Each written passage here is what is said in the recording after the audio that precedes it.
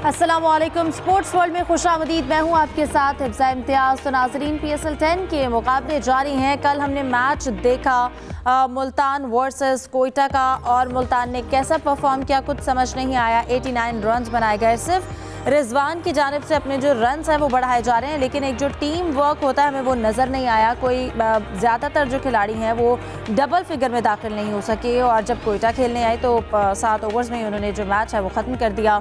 कल वक्त से पहले मैच ख़त्म हो गया। और अब इसके साथ साथ इस मैच के हवाले से डिस्कस करेंगे कि मुल्तान टीम जो है वो उसको इस बार क्या हुआ है, क्योंकि शायद प्रेशर है। फ्रेंचाइज जो उनके मालिकान हैं उनकी जानिब से भी टीम से वो खुश नहीं है।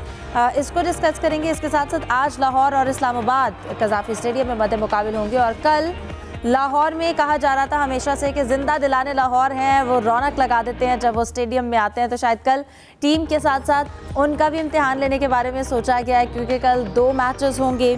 जो डे टाइम में मैच होगा, देखना है कि उसमें शायकीन किस तरह से आते हैं, कैसे अपनी टीम्स को सपोर्ट करते हैं। जब कराची किंग्स और कोयटा मद्दे मुकाबिल होंगे तो वो मैच देखना है कि उनकी टीम के साथ साथ, क्योंकि जब ये पेशन गोई की जा रही है कि इस साल इस हफ्ते गर्मी का जो रिकॉर्ड है वो टूटेगा, तो इस रिकॉर्ड गर्मी में कौन आता है मैच देखने के लिए। और फिर इसके बाद लाहौर का मुकाबला होगा शाम में। इन तमाम मैचेस पर डिस्कस करने के लिए और इसके अलावा दीगर टॉपिक्स को भी शामिल करेंगे। मेरे साथ स्टूडियो में मौजूद हैं यूसुफ अंजुम, और इसके साथ साथ सलीम खालिक साहब हमें ज्वाइन करेंगे। आप दोनों को वेलकम कहूँगी। उम्मीद करती हूँ आप लोग खैरियत से होंगे। सलीम साहब, कल मुल्तान ने जैसा परफॉर्म किया, रिजवान ने सिर्फ 44 रन स्कोर किए और आधे से ज़्यादा टीम जो है वो डबल फिगर में दाखिल नहीं हो सकी। सिर्फ 89 रन बनाए गए। 2 खिलाड़ी डबल फिगर में दाखिल हो सके थे, और पूरी PSL जो है खराब हो रही है मुल्तान सुल्तान की वजह से, क्योंकि बेशतर हमने देखा इस PSL में 18 मैचेस हो चुके हैं और फिंगर टिप्स पे हैं 3 मैच कराची किंग के हैं, तीनों जो इंटरेस्टिंग थे, बाकी सारे वन साइडेड गेम्स हुए। और मुल्तान की टीम, हम शुरू से ये बात कर रहे हैं, बिल्कुल बैलेंस नजर नहीं आ रही। रिजवान अकेले खेलते हैं, लेकिन क्या अच्छा खेलते हैं ये भी एक सवाल है। उनके अपने स्टैट्स तो अच्छे लग रहे हैं, लेकिन टीम को देखें बिल्कुल पीछे चली गई है। और अली तरीन शुरू से ही क्रिटिसाइज कर रहे हैं PSL पे। अगर वो उनको इतनी शिकायतें थी तो उनको चाहिए था इवेंट से पहले टीम को छोड़ देते, ताकि वो अच्छी टीम बनाकर लेकर आता और अच्छी परफॉर्मेंस होती। ये तो पूरा लग रहा है बेदिली से एक टीम बनाई जिसकी परफॉर्मेंस ऐसी है, और पूरा इवेंट ही खराब कर दिया इन लोगों ने। यूसुफ, आपको क्या लगता है, जैसे कि ये बैलेंस के बारे में बात की जा रही थी कि मुल्तान टीम बैलेंस में नहीं है, तो टीम बनाने में कहाँ पर गलती कर गए मुल्तान सुल्तान्स?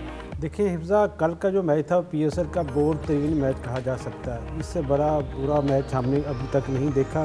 शायकीन भी जो मुख्य भर वहाँ पर आए हुए थे वो भी खासे वहाँ पर मायूस हुए खिलाड़ियों की परफॉर्मेंस के हवाले से, क्योंकि PSL में लोग आते हैं छक्के चौके देखने के लिए, लेकिन वहाँ पर कल कुछ भी ऐसा कुछ दिखाई नहीं दिया। सिर्फ मोहम्मद रिजवान ही बैट कैरी करने में कामयाब हुए, वो रन टॉप उसमें भी सबसे नुमायाँ है, लेकिन उनकी जो टीम की परफॉर्मेंस वो सबसे नीचे है। इसकी मेन वजह वही है कि हम शुरू से कह रहे हैं कि जो कम्बिनेशन था उसका वो उसको बनाने में कामयाब नहीं हुए, बल्कि अब तो ये सोच भी एक पैदा होना शुरू हो गई है, लोग बातें करना शुरू हो गए हैं कि क्या ख़ास तौर पर इस PSL सीज़न के लिए कुछ प्लानिंग की गई थी कि टीम का जो कम्बिनेशन अच्छा ना किया जाए, क्योंकि आपको याद होगा कि PSL 10 के बाद टीमों की दोबारा वैल्यूएशन होनी है, दोबारा उनकी कीमत का तयन होना है। तो क्योंकि इस वक्त 63 करोड़ सालाना वो अदा कर रहे हैं जो अली तरीन है वहाँ मुल्तान सुल्तान के ओनर, और उन्होंने मीडिया से टॉक में जब गैलरी में आए थे उन्होंने कहा था कि मैं टीम छोड़ूंगा नहीं, टीम को अपने पास रखूंगा, लेकिन इसके लिए दोबारा बिड में जाऊंगा, और उसके लिए उसकी वही कीमत लगाई जाए जो इस वक्त कराची की है। वो मेरे गालबन 26 करोड़ सालाना पे करते हैं, इसमें 25% इजाफा होगा। तो अब ये सारी सूरत हाल है। अगर टीम इस वक्त जीतेगी तो यकीन तौर पर उसकी जो वैल्यू है वो ज़्यादा बढ़ेगी, टीम हारेगी तो उसकी जो वैल्यू वो कम होगी, वहाँ पे तस्वर होगी।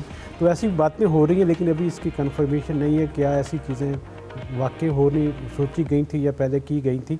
लेकिन चूँकि अब मुल्तान सुल्तान जिसने 4 फाइनल्स खेले हैं उसका इस तरह अचानक इस तरह परफॉर्म करना यकीनी तौर पर बहुत से सवालात को भी जन्म देता है कि क्या ऐसा कम्बिनेशन तरतीब दिया गया जिसकी तुक्की नहीं थी, और जो गैर मुल्की खिलाड़ी चुने गए हैं वो भी 1-2 के अलावा उसमें कोई अच्छा परफॉर्म भी नहीं कर रहा है। तो पूरे का पूरा जो शो था मुल्तान का इस बार बिल्कुल ख़राब गया है, और यकीनी तौर पर इससे जो PSL का ब्रांड है इसको भी जो लोग पसंद करना तो उसमें थोड़ी कमी आई होगी। मजमूई तौर पर ना कप्तानी अच्छी हुई, ना फैसले अच्छे हुए, और यही वजह थी कि मुल्तान सुल्तान की टीम का अब बिस्तर समझे गोल हो चुका है। सलीम साहब, मुल्तान सुल्तान्स के साथ क्या लगता है, जैसे हमारे नेशनल टीम के साथ इस वक्त जो मसाइल चल रहे हैं कि सिलेक्शन में कुछ गलतियां हैं या प्लेयर्स जो हैं वो अच्छे, एक बैलेंस नहीं बनाया गया टीम में, क्या गलतियां हैं मुल्तान सुल्तान्स में? देखिए, ये तो हम बिल्कुल बात कर रहे हैं कि बैलेंस उनका अच्छा नजर नहीं आ रहा।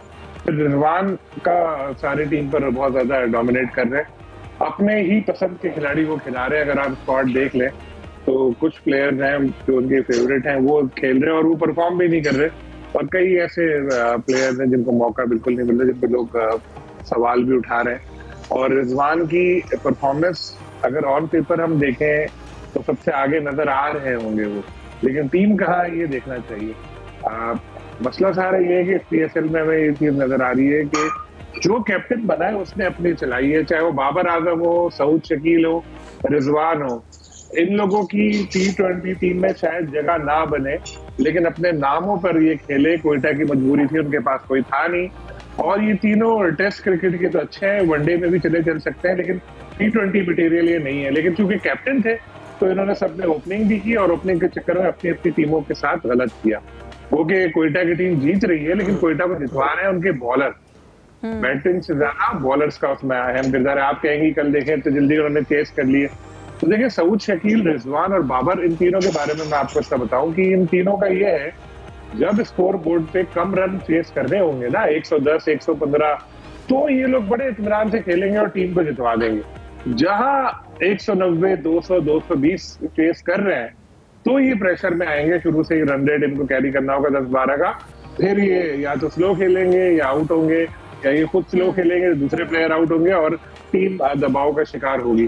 तो ये हमें काफी इसमें नजर आया। और मुल्तान की, जैसे अभी यूसुफ साहब बता रहे थे, 1 अरब 8 करोड़ रुपए ये फीस भर रहे हैं सालाना।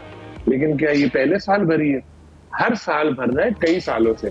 क्या पहले साल नुकसान हुआ है? नहीं, हमेशा इनको नुकसान होता है। तो अचानक उठ के ये बातें क्यों शुरू हुई? अचानक बातें इसलिए क्यों शुरू हुई है क्योंकि 10 साल अब पूरे हो गए, वैल्यूएशन हो रही है, 25% एटलीस्ट इजाफा होना है। इजाफा इस तरह होना है, जो ब्रांड जितनी बड़ी उस ब्रांड के इतना इजाफा होगा। लेकिन 1 साल की बुनियाद पे नहीं होगा कि मुल्तान अभी खराब खेल रही है तो चलो मुल्तान के पैसे कम बढ़ेंगे, ऐसा नहीं होगा। पूरे 10 साल का जायजा लिया जाएगा। तो 25% तो मैं मिनिमम बता रहा हूँ, इससे ज्यादा भी हो सकता है। तो अगर हम 25% को ले लें, 1 अरब 9 करोड़ को 1.5 अरब भी वो हो गए, तो मुल्तान सुल्तान तो गई। इस चीज को उन्होंने, अली तरीन ने पहले से सोच के इनको, अच्छा देखें हुआ क्या है, रिसेंटली PCB के 2 डायरेक्टर्स ने मुल्तान सुल्तान को ज्वाइन किया है। दुनिया भर में ऐसा होता है कि जब इस तरह की कंपनीज होती है, एक जैसी एक कूलिंग ऑफ पीरियड होता है कि चलो थोड़े ऐसे वैसी कंपनी में काम नहीं कर सकेंगे, लेकिन यहाँ क्रिकेट बोर्ड से गए, फ्रेंचाइज में गए, जाहिर है क्या ऐसा उन्होंने बताया होगा, इनको क्या किया होगा, एकदम एग्रेसिव आए मीडिया में भी, अली तरीन, और वैसे भी एक तो लीग के ऊपर भी काफी सवाल उठाए उन्होंने, और लीग को थोड़ा खराब भी हुई इसी चक्कर में, और उनकी अपनी टीम भी हुई। तो ये एक अजीब सी चीज है कि जो ब्रांड आप लोगों ने खुद बनाया मेहनत करके, उसको आप लोग अब खुद ही खराब कर रहे हैं। PCB के लिए सिचुएशन ये वगैरह मुश्किल है क्योंकि अब 2 टीमें उसको बेचनी है। अगर मुल्तान की से कम पे बेचेंगे तो लोग सवाल उठाएंगे ये क्या हो रहा है, और मुल्तान की फीस कम की तो दूसरी फ्रेंचाइज पीछे नहीं छोड़ेंगे। तो यानी PCB इस वक्त ज्यादा मुश्किल में। बिल्कुल यूसुफ, इसके साथ साथ मुल्तान की परफॉर्मेंस और कोयटा का मैच तो हो गया, लेकिन अभी आज जो मैच होगा इस्लामाबाद बड़ी बैलेंस और नाकाबिल शिकस्त, जैसा कि सलीम भी कहते हैं कि यूनाइटेड टीम है। आज लाहौर कलंदर्स के साथ मुकाबला होगा, कौन जीतेगा? देखिए इफ्जा, ये तो नहीं कहा जा सकता कि कौन अभी टीम जीतेगी, लेकिन अगर फेवरेट के तौर पर कहा जाए जो माजी का रिकॉर्ड रहा है तो वो मेरे ख्याल में इस्लामाबाद यूनाइटेड का थोड़ा पल्ला भारी दिखाई देता है। अब अगर लास्ट 5 मैचेस की बात करें तो उसमें भी जो 2 मैचेस हैं वो इस्लामाबाद यूनाइटेड ने जीते हैं, 3 जो लाहौर कलंदर्स ने जीते हैं। लेकिन ये एक नया वेन्यू है, नया ऑप्शन है, और आज मेरे ख्याल में जिस लोगों ने टिकटें ख़रीदी हैं, जिन्होंने मुफ्त पासेस हासिल किए हैं, एक बड़ा मैच उनको देखने को मिलेगा, क्योंकि साहबजादा फरहान का मुकाबला भी यहाँ पर देखेंगे वो, उसके साथ साथ आज नसीम शाह को भी यहाँ पर एक्शन में देखेंगे। तो मेरे ख्याल में आज का मैच टूर्नामेंट का सबसे बेहतरीन और दिलचस्प मैच भी हो सकता है। हमने यहाँ पर देखा कज़ावी स्टेडियम में 2 मुख्तलिफ किस्म की पिचेस बनाई जा रही हैं, क्योंकि यहाँ का मौसम सख्त है और धूप ज़्यादा तेज़ है, तो उसकी वजह से जो विकेट को बैलेंस रखने के लिए, थोड़ा बेहतर करने के लिए उस पर थोड़ा सा हल्का ग्रास छोड़ा जाता है। 2-3 मैचेस में हमने देखा, लेकिन कल जो मैच यहाँ पर खेला गया था उसमें बिल्कुल वो रड़ा जिसे कहते हैं विकेट वो तैयार की गई थी, और इसकी समझ नहीं आई कि एक ही वेन्यू पर दो तरह की पिचेस को क्यों बनाया जा रहा है। हो सकता है कि जो क्रिएटर उनको यह हिदायत दी गई हो कि आपने इस किस्म की पिचेस को तैयार करना है जिससे थोड़ा सा टीमों को कंडीशन के हवाले से थोड़ा फ़र्क महसूस हो। लेकिन आज चूँकि बड़ा मैच है, दोनों टीमों में बड़े खिलाड़ी हैं, साहबजादा फरहान है, कोलन मुनरो है, हैदर अली हैं, इस्लामाबाद यूनाइटेड का हिस्सा है। और उसके साथ साथ अगर हम बॉलिंग की बात करें जिसमें इमाद वसीम, मोहम्मद नवाज़ और उसके शादाब खान वो तौर पर आज इस विकेट पर खासे मददफुल साबित हो सकते हैं। जबकि अगर दूसरी जानब बात की जाए लाहौर कलंदर की, तो उनकी जो बॉलिंग है वो इस्लामाबाद से कदरे बेहतर दिखाई दे रही है। नसीम है, हारिस है और ख़ासतौर पर उनके जो नए खिलाड़ी आज़ब हैं वो भी अच्छी बॉलिंग करने का मुजाहरा कर सकते हैं। तो मेरे ख्याल में जो लाहौर कलंदर की टीम है वो तो अपने फास्ट बॉलर के साथ ही मैदान में उतरेगी, जबकि इस्लामाबाद की टीम अपने जो एक कम्बिनेशन उन्होंने स्पिन का बनाया जिसमें इमाद हैं, नवाज़ हैं और दूसरे उनके जो बॉलर्स हैं शादाब खान, वो उसके साथ ही मैदान में जाएंगे। बहरहाल यकीन किया जा सकता है कि जो टीम टॉस जीतेगी भी मजमूई तौर पर कोशिश करेगी कि 200 से ज़्यादा जो रन है वो स्कोर बोर्ड पर सजाया जाए, क्योंकि इस विकेट पर हम देख सकते हैं कि छक्के भी नज़र आएंगे, चौके भी नज़र आएंगे। एक अच्छा बड़ा मैच आज देखने को मिलेगा। सलीम साहब, क्या लगता है कि ये इस्लामाबाद की लक है कि वो अभी तक नाकाबिल शिकस्त हैं और अब तक टीम जीतती आ रही है, या इसके साथ साथ उनका बैलेंस भी अच्छा है और टीम एक्चुअल में हर प्लेयर अपना किरदार जो है वो अदा कर रहा है? एग्जैक्टली, जो आपकी दूसरी वाली बात है वही सही है। टीम बैलेंस बहुत अच्छा है और हर प्लेयर अपना किरदार अदा कर रहा है। खास तौर पे कैप्टन शादाब खान जो है वो अभी से नहीं, पिछले सीजन में भी उन्होंने बड़े अच्छी तरह से इस्लामाबाद के लिए कैप्टनसी की है। टीम का कॉम्बिनेशन अच्छा है, चाहे वो फॉरेन प्लेयर हो या पाकिस्तानी प्लेयर हो, सब अपना अपना जो कंट्रीब्यूशन है वो दे रहे हैं, जिसकी वजह से उनकी टीम जीत रही है। और सबसे बड़ी बात जो मैं हमेशा कहता हूँ, यूनाइटेड है। जिस तरह नाम है यूनाइटेड, टीम भी यूनाइटेड है शादाब की कैप्टनसी में और वो खेल रहे हैं। इसी तरह अगर हम लाहौर की बात करें, लाहौर की टीम भी इसी तरह एक अच्छी यूनाइटेड टीम है, लेकिन उनके कभी कभी ऐसा होता है परफॉर्मेंस बिल्कुल थोड़ी खराब हो जाती है। कंसिस्टेंसी का फुकदान है जो इस्लामाबाद के पास है, वो तसलसल से परफॉर्म कर रहे हैं। लाहौर में थोड़ा कारकर्दगी में 19-20 उनके आता रहता है, लेकिन लाहौर की टीम भी बहुत अच्छी है। खासतौर पर सिकंदर रजा जो है बहुत अच्छी बैटिंग उनके कर रहे हैं। पेसर्स उनके गोके अभी तक हारिस अच्छा परफॉर्म नहीं कर सके, लेकिन क्रिकेट पाकिस्तान पे इंटरव्यू आएगा उनका, आज देखिएगा, उसमें उन्होंने खुद इस चीज का एतराफ किया और कहा है कि अगले मैचों में वो एक नए रूप में नजर आएंगे। और शाहीन की बॉलिंग बेहतर है, लेकिन असल शाहीन अभी तक हमें नहीं मिला, वो भी आगे जाके हमें देखने को मिल सका है। वैसे लाहौर कलंदर ने तो कल प्रैक्टिस की नहीं, वो तो सुना है सफारी पार्क घूमने के लिए चले गए थे, वो तो शेर और दूसरे जानवरों वगैरह से मिले होंगे, बाकी उसको आपको ज्यादा पता होगा। जी सलीम साहब, बिल्कुल ठीक आप फरमा रहे हैं कि वो उन्होंने रिलैक्स किया है खुद को, ज़हनी तौर पर जिस्मानी तौर पर भी यकीनी तौर पर उन्होंने रिलैक्स किया होगा। कल इसके बरक्स जो इस्लामाबाद की टीम थी, पेशावर ज़ल्मी की टीम थी, वो तकरीबन 3 घंटे तक यहाँ पर LCC ग्राउंड में प्रैक्टिस करती हुई हमें दिखाई दी। उन्होंने अपनी खामियों को दूर करने की कोशिश की होगी। ख़ासतौर पर साइम अयूब का यहाँ मैं जिक्र करूँगा, वो सारा उन्होंने अपनी जो बैटिंग थी उस पर फोकस किया। कल मजमूई तौर पर उनके लिए इंतज़ाम उल हक ने ख़ास किस्म का ट्रेनिंग का जो प्लान था और तरतीब दिया था, उसमें हमने देखा कि तकरीबन वो 1.5 घंटा तक वहाँ पर बैटिंग की अपनी जो मशक़ें थी वो करते हुए दिखाई दिए। यकीनी तौर पर अभी तक क्योंकि साइम अयूब ज़्यादा अच्छा परफॉर्म नहीं कर पाए बाबर आज़म के साथ, दोनों के लिए एक इम्तिहान है, क्योंकि अगले आने वाले जो मैचेस आएंगे यकीनी तौर पर दोनों को बड़ा उसमें टफ़ टाइम मिलेगा। और कल के अगर आज के मैच की बात की जाए तो शाहीन अफरीदी का आपने जिक्र किया, जिस मैच में शाहीन शाह अफरीदी पहले ओवर में आउट करते हैं तो वो मैच लाहौर कलंदर का यकीनी तौर पर हो जाता है। आज एक बड़ा इम्तिहान होगा शाहीन अफरीदी का साहबजादा फरहान और कोलन मुनरो के सामने कि वो किस किस्म की बॉलिंग का सामना करते हैं, क्योंकि अभी तक साहबजादा फरहान ने भी जो रन किए हैं उसमें ज़्यादा उनको तेज़ बॉलर नहीं मिले। कुछ बॉलर मैचेस में यकीनी तौर पर मोहम्मद आमर का उन्होंने सामना किया, लेकिन शाहीन अफरीदी और मोहम्मद आमर में बहुत ज़्यादा फ़र्क है और ख़ास तौर पर हारिस रऊफ उनके साथ अगर होंगे तो थोड़ा इम्तिहान उनका लेना पड़ेगा साहबजादा फरहान का। सलीम साहब, कल के अगर हम मैचेस के हवाले से बात करें तो गर्मी का जो इस वक्त पारा है वो बढ़ता जा रहा है, सूरज सवानेज़े पर है और इसके साथ साथ कल 2 मैचेस रखे गए हैं। तो कल तो जो टीम का इम्तिहान तो है, लेकिन उसके साथ साथ शायकीन को देखना है कि कल के वो मैच में स्पेशली डे टाइम में जो शायकीन आएंगे और अगर आएंगे, क्योंकि ये एक बड़ा सवाल है कि शायकीन क्या आएंगे कल के मैच में। ये 2 मैचेस हैं कल के और डे टाइम में मैच खेलना इतनी गर्मी में प्लेयर्स के लिए भी कितना मुश्किल होगा? बहुत मुश्किल होगा। देखें, मौसम तो गर्म है, शायकीन का दिमाग पहले से ही गर्म है। जिस तरह की टीम ने परफॉर्म किया, जिस तरह खेले, इसलिए कहा है उनका भी इम्तिहान है। आप खुद देखें कि लाहौर में लाहौर में मैंने तो देखा है कि कोई भी इवेंट हो लाहौरी पहुंच जाते हैं वहां पर, कोई म्यूजिकल कॉन्सर्ट हो या कोई इवन कोई हॉकी का मुकाबला हो, कबड्डी का हो, वहाँ हजारों की तादाद में पहुंच जाते हैं। क्रिकेट तो महबूब खेल है पाकिस्तानी अवाम का, मैच देखने क्यों नहीं आ रहे? मुझे अभी भी याद है जब मैंने पहले शो में ये बात बोली थी कि लोग नाराज है, तो जाहिर साहब ने मुझे कहा था सिर्फ कराची के लोग नाराज है। मैंने कहा नहीं, लाहौर में मैच होगा तो पता चलेगा। तो पता चला लाहौर वाले भी नाराज है। एक तो चले दिमाग गर्म, दूसरा मौसम भी गर्म। और अब आपको पता है पाकिस्तानी स्टेडियम में फैसिलिटीज कैसी होती है, पानी पीने का इतनी आसानी से मैसर नहीं होता। और उसके बाद अगर आप कोल्ड ड्रिंक भी लेने जाएं तो 50-60 रुपए वाली ड्रिंक आपको 200-300 रुपए की मिल रही होती है। तो इससे अच्छा लोग यही कहते हैं यार अपने घर में या तो पंखा या अगर एसी है तो एसी चला के बैठ आराम से मैच देखते हैं। हाँ, तो मेरा ख्याल ये है कि शायद पहले मैच में क्राउड कम होगा, सेकंड मैच में लोग आए, क्योंकि जिस तरह मुझे लाहौर से दोस्तों से पता चल रहा है बहुत गर्मी है और हमारे कराची का भी यही हाल है। टीसीबी की मजबूरी यही कि चैंपियंस ट्रॉफी की वजह से तो हमें इन महीनों में रखना पड़ी पीएसएल, वरना विंडो कोई थी नहीं। वरना सबको पता है कि मई में, अप्रैल में, जून में पाकिस्तान का मौसम कैसा होता है। और मुझे लगता है अगले साल भी यही विंडो शायद मिलेगी, क्योंकि अगले साल फिर वर्ल्ड कप आना है। बिल्कुल। अब कल के मैच के हवाले से देखेंगे, कल 2 मैचेस हैं लाहौर में और देखते हैं शायकीन उससे कितना लुत्फ़अंदोज़ होते हैं और टीम कितना अच्छे से खेल पाती है इस मौसम में। इसको डिस्कस करेंगे मज़ीद, लेकिन एक ब्रेक के बाद हमारे साथ रहिए।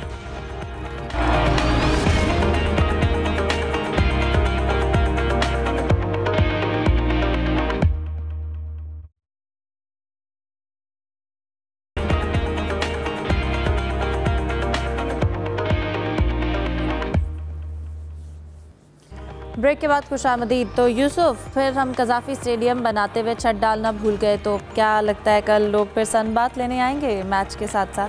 हिफ्ज़ा, आपकी बात ठीक है कि सनबाथ इतनी तो उनको लेना पड़ेगा। पहले थोड़ा सा ये बता दूँ कि ये मैच हुआ क्यों है कल का अरेंज।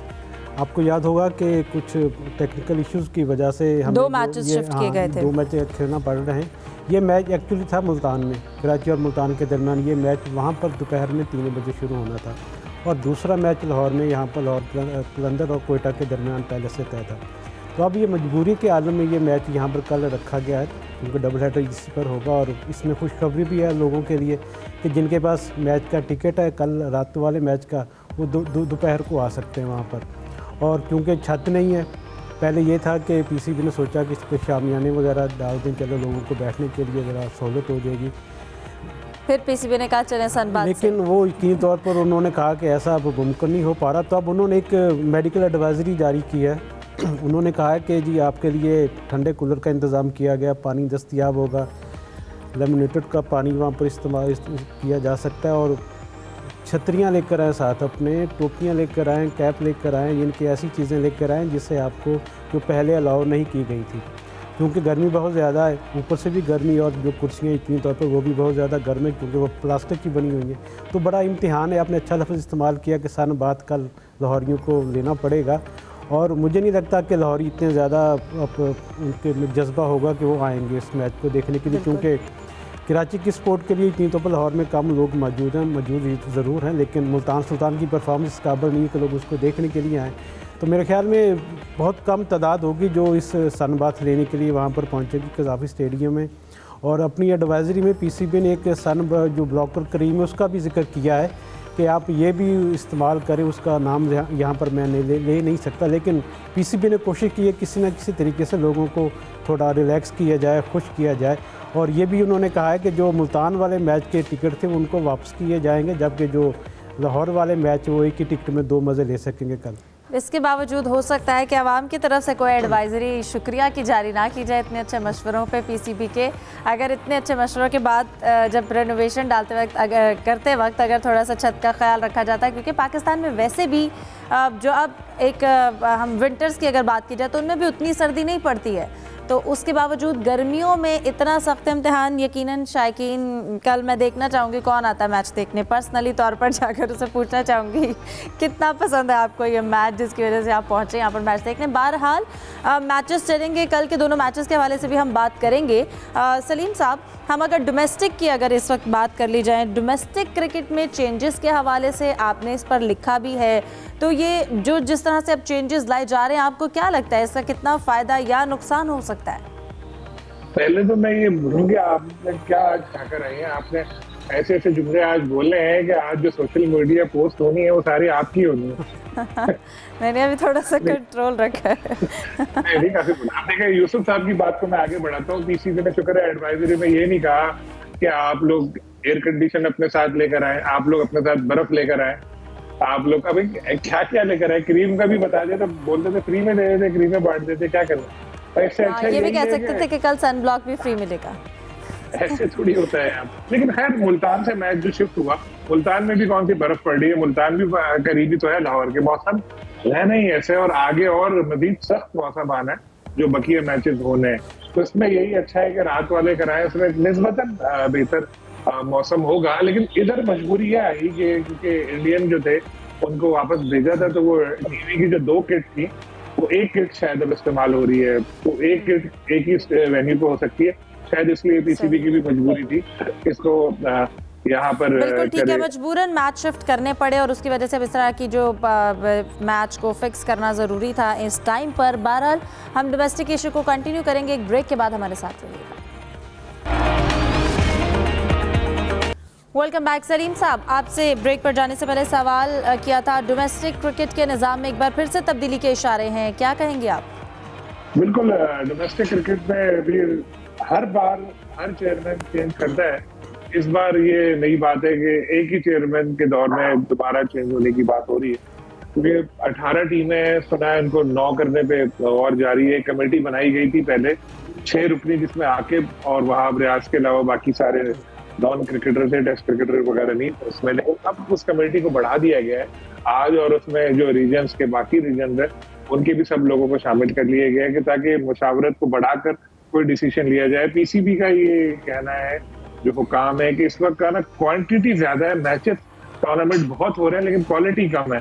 जो उसका अदाय खिलाड़ी है उस लेवल के सामने नहीं आ रहे जो आलमी सतह पर कम्पीट कर सकें, या बहुत ज्यादा नहीं मिल रहे। तो इसलिए अब मैचेस की क्वालिटी बढ़ाई जाएगी, क्वांटिटी कम की जाएगी, टीमें भी कम की जाएगी, ताकि इतना नया टैलेंट आ सके जो आगे जाए।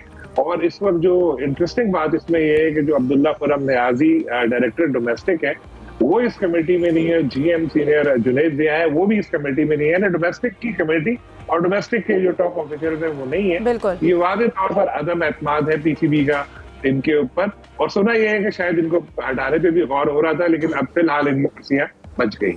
बिल्कुल, यूसुफ आप ऐड करना चाहेंगे?